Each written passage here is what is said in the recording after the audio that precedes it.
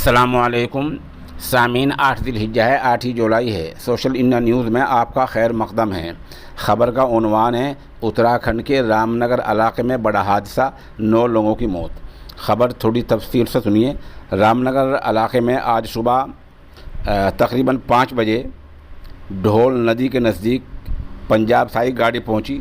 भारी बारिश चल रही थी, नदी में तूफ़ान था। कार पुल के ऊपर से गुजरी।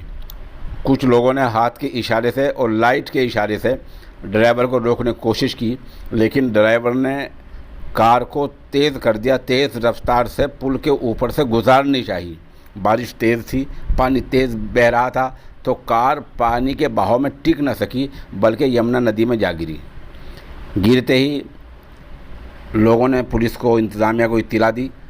गोताखोर आए, 2 लोगों को बचा लिया गया है और 9 की मौत हो गई है। और ये 9 के 9 बड़ी उम्र के लोग हैं। बताया जा रहा है कि कार में जो लोग थे वो सब के सब पंजाब से आए थे और यहाँ उत्तराखंड के रामनगर इलाके में घूमने आए थे।